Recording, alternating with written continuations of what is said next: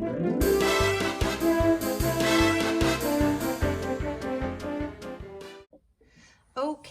so let me start off by saying that this 2020 to 2021 school year, we completed the Good and the Beautiful's Language Arts Level K, and we made it about halfway through the Level 1 book. We do just do the printed out, move right through it, easy work in here. We're at about lesson 61, so that's where we are at the moment. I took out the front section of the book that we had already completed, and I've already filed that away.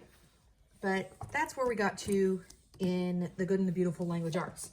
Then we kind of paused on this, and we went back to Calvert Homeschool's Language Arts for Level 1.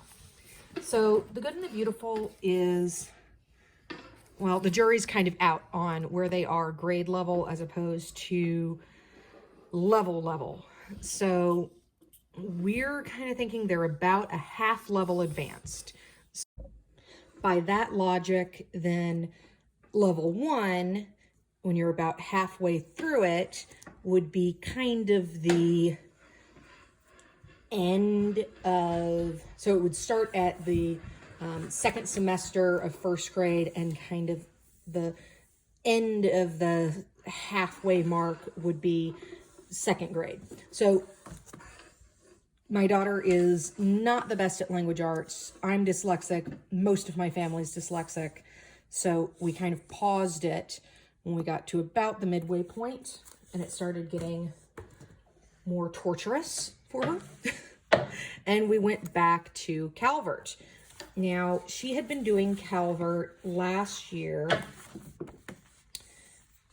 and it is very gentle and easy. The words are actually, somewhat more advanced in places than the Good and the Beautiful, but what they're expected to do and the format of it just being a workbook is so much easier. So they have 10 books in a level, and I guess if you were stretching that out over the whole of the year, that would be about, a book a month. She's been doing about a book a week. The nice thing about it is that, she's also been doing the Good and the Beautiful, so this feels like we're moving a little bit backwards. So it's kind of a little bit more review. And then we'll go back to the Good and the Beautiful after we finish this. So she just finished the Level 7 book and started the Level 8 book. And she gets a big prize when she finishes this. We have to motivate her on language arts. In addition to that, we introduced spelling for the first time. So spelling, you see Level A. This might be considered more of a kindergarten level speller, but for a dyslexic, I think this is a perfectly fine time. She's about 7 years old to start working on spelling a little bit more formally. We were just kind of working on basic literacy before now. So she's started going through this. Spelling, you see, is an incredibly gentle program. It only takes about 15 minutes a day. We just make her do 2 pages. And she really likes getting the corresponding sticker reward for whatever the picture is at the bottom. So her handwriting, as you can see, is not fabulous, but I think it's just fine. We do not force her to have perfect penmanship in this. For penmanship and making sure that her handwriting is nice, we have 2 other things that we're using. We're using the Good and the Beautiful handwriting. Now, we do not do this on a daily basis. We don't do this on a weekly basis. We do this basically whenever we want to. And I apologize for the noise in the background. My 2-year-old has decided to be noisy this morning.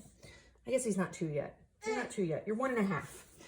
So again, we just print it off, throw it in binders. I find that's really easy rather than having something bound, because you know, we can just pull out a page that we want her to work on, or throw everything into one binder if we're, you know, going to be doing car schooling, stuff like that. So we just pull things out and we use handwriting when we feel we need to. We're also doing a more formal bit of writing. So we've started using How to Write an Awesome Paragraph Step by Step. I really like this book.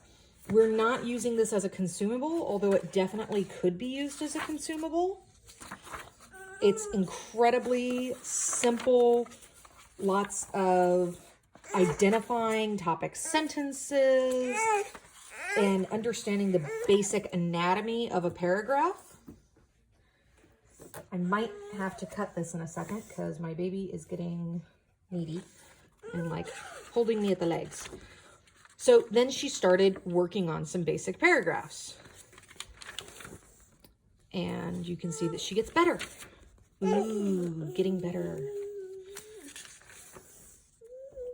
And the nice thing about this and getting to do it as a writing project is we get to do stories based on what she's actually learning about in history rather than just, you know, fluff stuff. So she really enjoys that. And let me pause and take care of the baby. Okay.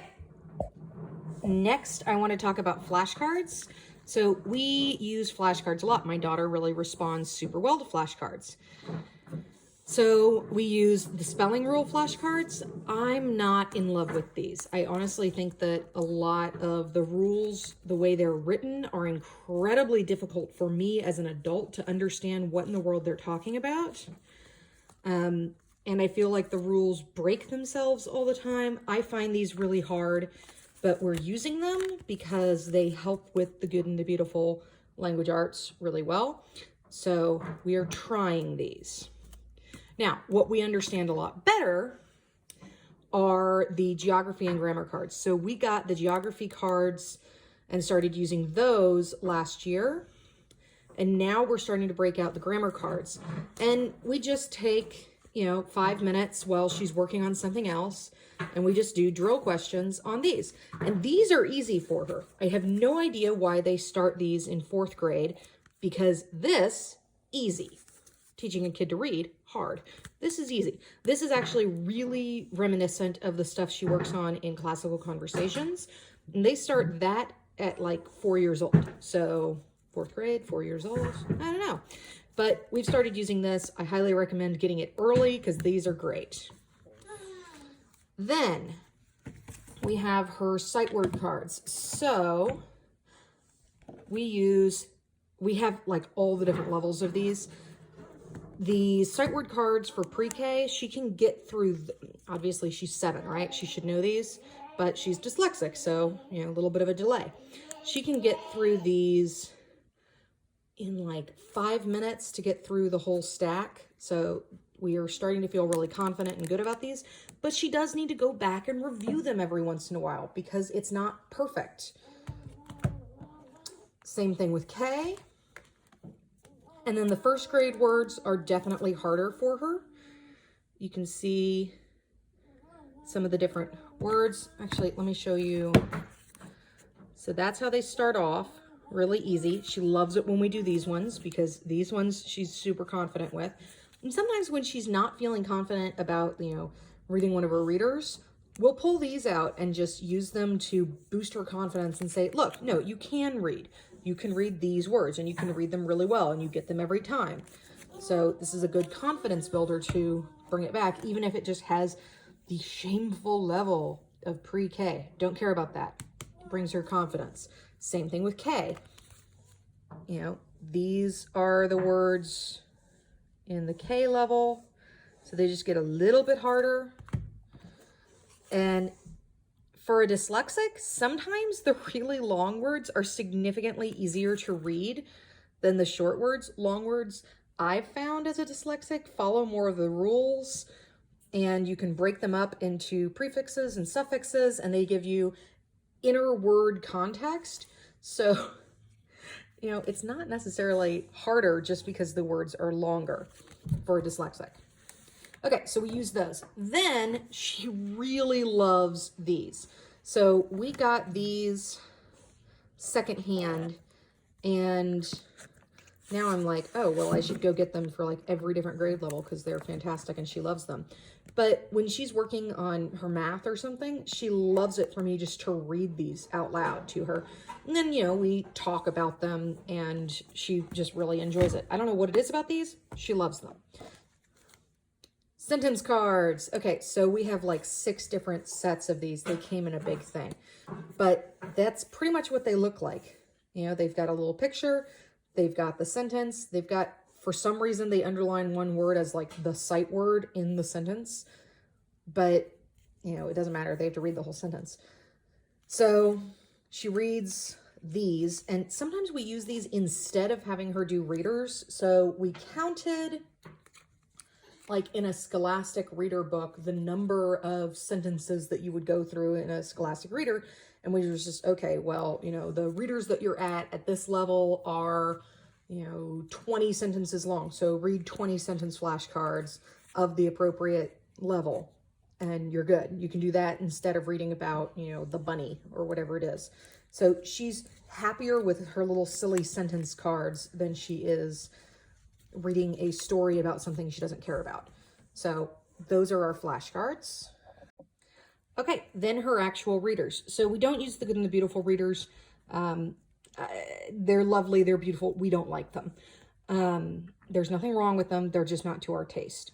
So she really likes the Frog and Toad stories. This is like an old used copy that I got from my sister because I couldn't find mine from when I was a kid.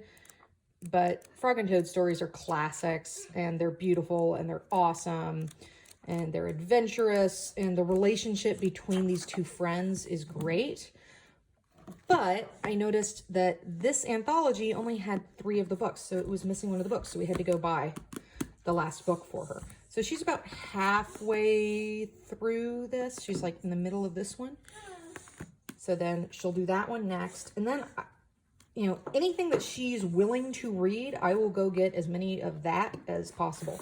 So we went and got like a whole bunch of other readers by the same author, Arnold Lobel. So we just got a whole bunch of things. This is not the same author, but it was considered to be very, very similar. And they have the Little Bear books in the Memoria Press 2nd grade, 1st grade, one or the other. So I threw that in there when I was in my Amazon cart. So those are going to be the readers that we're working on this year. And I'd like to get her back into the Calvert Readers. So you're supposed to do these along with the Calvert Language Arts workbooks. She finds the stories kind of boring. Some of them, like this is like the first book. So like some of them are ridiculously easy. And then this will be the 5th book. They get significantly harder. So I don't feel that she's capable of reading at this level. I also don't understand how in 1 year someone is supposed to go from reading these kinds of words, these like kind of pre-K level words, and reading this amount to somehow being able to read all of this. I never made that big of a leap in 1 year. I don't think she will. We will get to these readers eventually because I'm kind of a finish all the things person. But I don't care if she gets to them this year, next year, or the year after. She will eventually get to them. And my son has figured out how to turn on the TV in the background. Awesome. So those are her readers. And I think that's it. Oh, the only other thing I had in here was just this fun word search, which we haven't had her start yet, but I liked that we found really easy word searches. Frequently, like even with the like almost preschool level Pinteresty stuff, the words are really hard, but like these words are for the most part really easy. And I liked that because it's things she can actually find. All right, that's all. Thank you.